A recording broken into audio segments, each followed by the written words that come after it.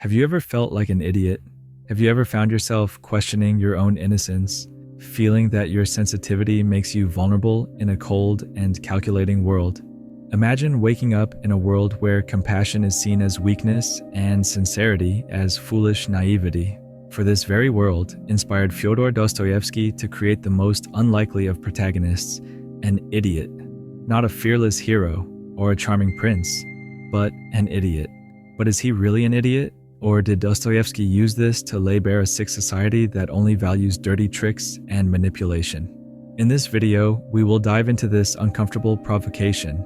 Fyodor Dostoevsky stands as one of the greatest names in Russian literature, and his personal journey reflects the intense transformations of his era.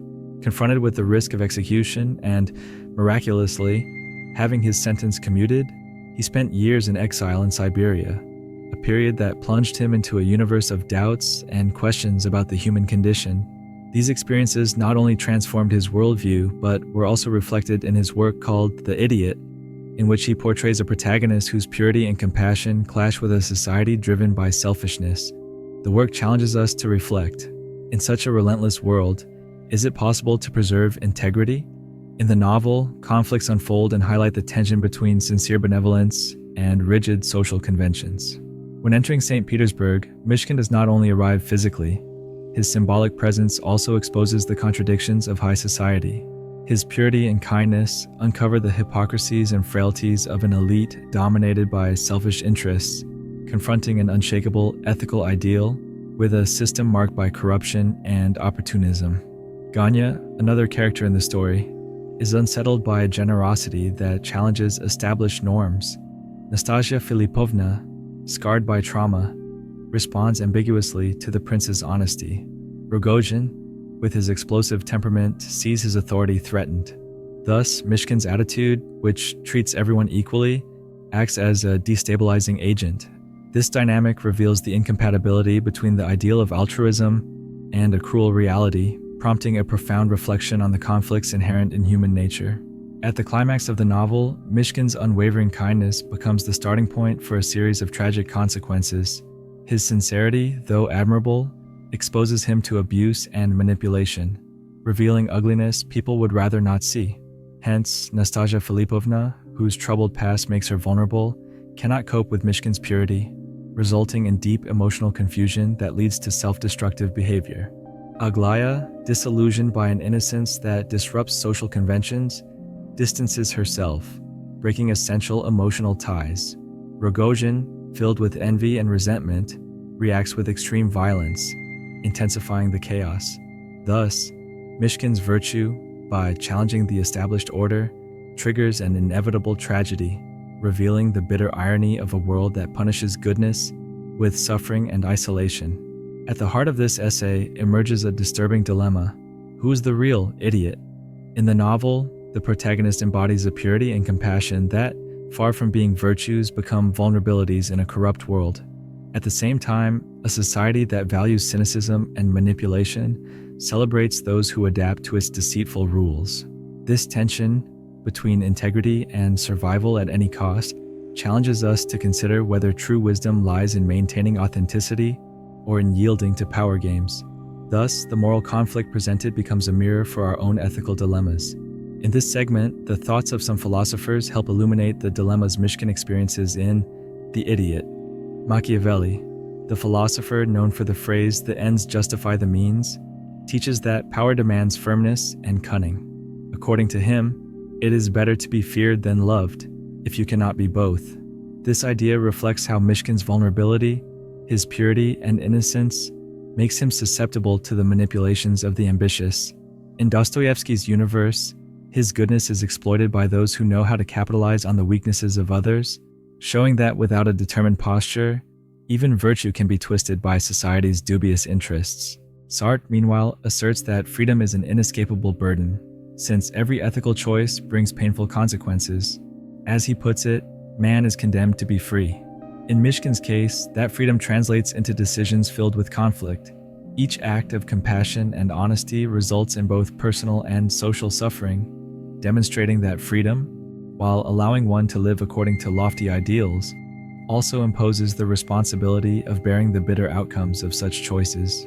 Moving forward in our reflection, we come face to face with questions about the essence of the human condition and the role of philosophy in a pragmatism-driven world. In The Idiot, Dostoevsky depicts a struggle in which authenticity and dissimulation collide in a visceral way. We see the same battle in our own lives today. While manipulation and self-interest become the norm, genuine compassion is often relegated to a burden. This tension reveals an everyday reality in which social masks hide people's true identities. The challenge is to see if, amid this landscape, we can resist the urge to pursue only our own interests and instead cultivate an ethical and genuine stance. This reflection invites us to reconsider whether philosophy might be, after all, a path to transforming our reality. Myshkin's stance, marked by a transparency and sincerity that seem outdated, confronts a world accustomed to hiding its real interests behind masks. While many choose cunning to secure advantages, he freely shows his emotions, questioning the value of power plays. This choice not only isolates him, but also exposes the shallowness of modern relationships.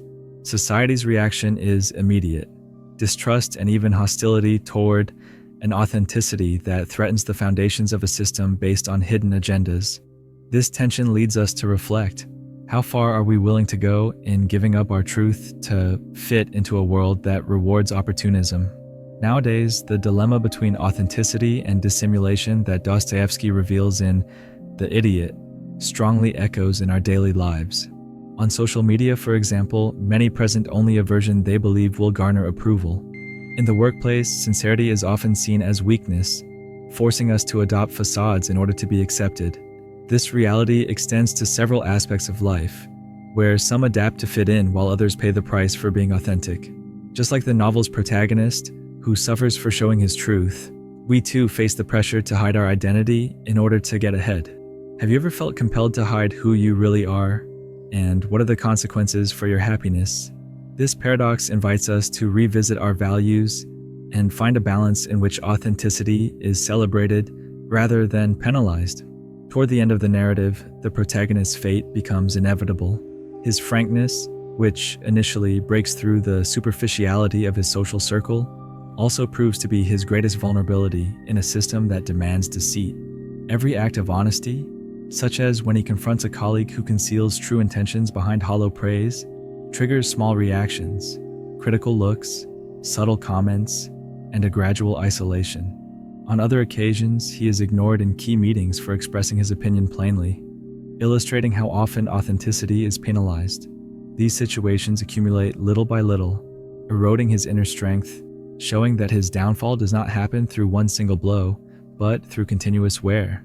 The protagonist ceases to be just a character, becoming a symbol of resistance against the convenience and hypocrisy of everyday life. His journey exposes the paradox of living with integrity in an environment that values appearances. Amid this tension, we are invited to reflect: how far are we prepared to go in renouncing our essence to gain acceptance? In practice, we can observe the importance of these reflections in our everyday lives. In the workplace, for example, someone who refuses to cheat or manipulate information, even though colleagues might take advantage of this stance, builds a reputation for trustworthiness and ethics. Over time, this stance attracts partnerships and opportunities, demonstrating that upholding values can be rewarding, even if it initially appears naive. If you disagree, leave a comment so we can discuss it. In relationships, choosing to be truthful, transparent, and genuine, even if it means not everyone will approve right away, can lead to deeper bonds. Many people think that to be accepted, they must pretend to be someone else, but this only stifles the relationship because we lose our spontaneity. Such an approach strengthens self-esteem and creates more resilient support networks, as opposed to relationships based on vested interests and manipulation. But being good, honest, and sincere does not mean you should always accept other people's malice. After all, Machiavelli writes, "Any man who tries to be good all the time is bound to come to ruin among the great number who are not." This shows us that we must also set limits. For example, in negotiations, someone who blindly trusts proposals without verifying the accuracy of information or the reputation of those involved can end up investing in fraudulent projects or falling for scams. Though motivated by a belief in others' honesty, such behavior can lead to substantial losses. In the context of relationships, A person who insists on seeing the best in someone, ignoring signs of manipulation or abuse, may remain stuck in a toxic relationship. Here, the ideal of always being good and trustworthy can lead to emotional deterioration. Fyodor Dostoevsky stands out not only for having lived through extreme events, such as exile in Siberia, but for transforming these experiences into profound writing. Immersed in the tumultuous environment of Tsarist Russia, where oppressive regimes and political uncertainties were commonplace, he developed a unique sensitivity to the contradictions of the human soul. This backdrop, marked by injustice and internal struggles, is reflected in his works. Rather than describing traumatic events in a detached manner, Dostoevsky channeled this emotional turmoil to create characters who live on the knife's edge between pain and hope, vulnerability and resilience. His writing, by depicting the transformative effects of a turbulent period, invites us to reevaluate our own struggles and find, in art, a route to understanding suffering and redemption. As we conclude this journey, we are left with an unsettling question. In a world so full of hypocrisy and deceit, is it still possible to live with integrity? The trajectory of the protagonist in The Idiot shows us that true authenticity can come at a high cost, but it also opens the door to the possibility of transforming our relationships and our very existence. Even if honesty leaves us vulnerable, it also paves the way for a fuller, more conscious life. Thus, we are invited to reflect. Are we willing to risk our essence in a world that values appearances? This final question serves as an invitation to reevaluate our values and perhaps seek real change. Did you enjoy this reflection? Subscribe to the channel, share your ideas, and leave your comment. Join us in this quest for authenticity and help transform the world, one thought at a time. Don't miss watching the videos that will be shown next. See you in them.